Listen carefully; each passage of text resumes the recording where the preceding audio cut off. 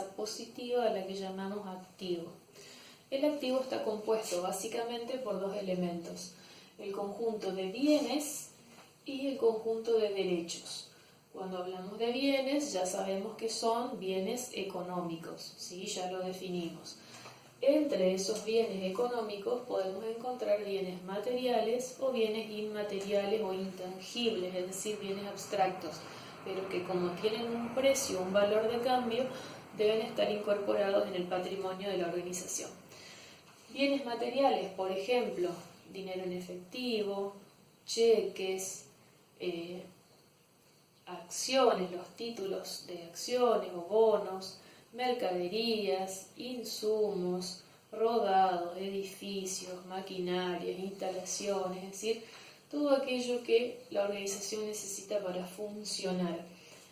También tenemos dentro de los bienes a los intangibles o inmateriales, que son aquellos que, si bien no tienen corporeidad, tienen un valor, como decíamos ya, por ejemplo, el valor de la marca, el valor que pueda tener una patente de invención de la organización o su propia llave de negocio, es decir, ese valor adicional que tiene nuestra empresa, nuestra organización, por la ubicación, por la trayectoria, por la clientela, por ejemplo. También el activo está compuesto por el conjunto de derechos. Cuando hablamos de derechos, hablamos de la facultad que tenemos como organización de exigirle a otro que nos entregue bienes o dinero, ¿sí? Que nos entregue bienes en el caso de proveedores o fabricantes a los que le hayamos anticipado dinero, ¿sí? Tenemos derecho a exigirle la entrega de las mercaderías o la facultad de exigir un pago a aquellos a quienes hayamos vendido en cuenta corriente y ahora querramos el pago de esa venta. Bien, cuando hablábamos anteriormente acerca de patrimonio, decíamos que para que formen parte de nuestro activo esos bienes y derechos, era en primer lugar indispensable tener la propiedad.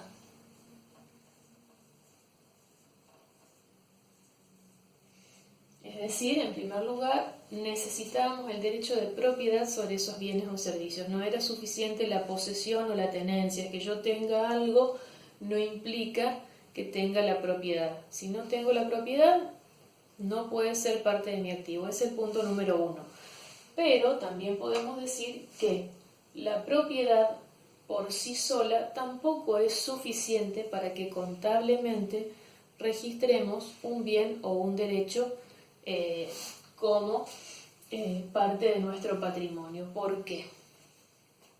Si ustedes leyeron la definición, seguramente se habrán encontrado con un párrafo donde dice que es necesario tener la propiedad sobre los bienes y derechos, pero que realmente esa propiedad pueda ejercerse. ¿Qué significa esto?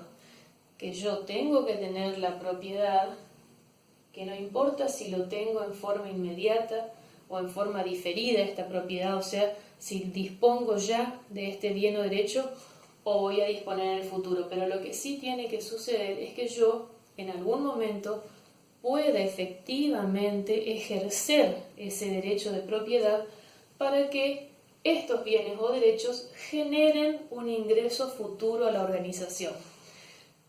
Porque si yo tengo la propiedad de determinados bienes que, por ejemplo, han sido destruidos, han sido robados, se me han perdido. Si ustedes me preguntan, tengo el derecho de propiedad, tengo la factura que avala que soy el propietario, o tengo el boleto de compra-venta, o tengo el recibo, o tengo el título de propiedad automotor, pero ese bien ya no es posible destinarlo a la actividad de mi empresa, de mi organización, y de que genere futuros beneficios. Por lo tanto, no tiene ningún sentido continuar, dejarlo reflejado en la contabilidad a ese activo si en realidad no va a cumplir su función principal dentro de la organización, que es la de generar futuros ingresos. Entonces, además de la propiedad, del derecho de propiedad, ese derecho debe poder ejercerse.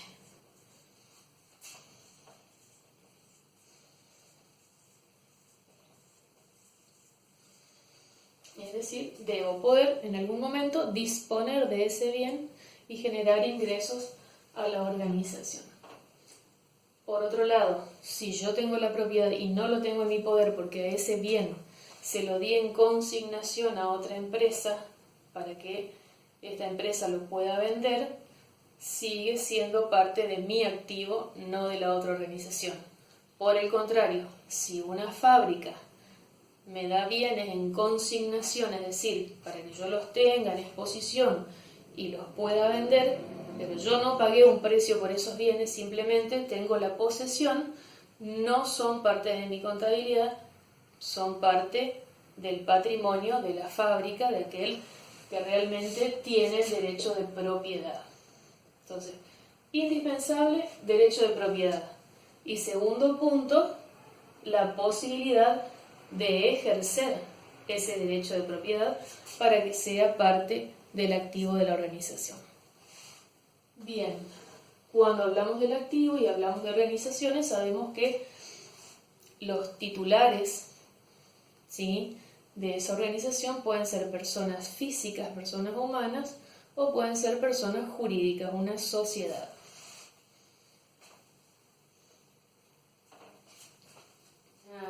A modo de aclaración, si bien los bienes que pertenecen al patrimonio son bienes económicos, son bienes útiles, escasos y que tienen un valor de cambio, no necesariamente quien es el titular, el propietario de ese bien y que lo ha registrado contablemente como un activo, debe haber hecho un sacrificio económico para adquirir ese bien.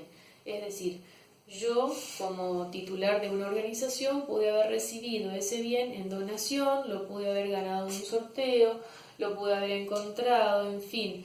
Si yo de alguna manera puedo acreditar el derecho de propiedad sobre ese bien, no es indispensable haber pagado un precio por él para que sea considerado parte de mi activo. Por eso, la forma de incorporación no necesariamente tiene que ser un sacrificio económico por parte de la organización que lo acredita como parte de su patrimonio.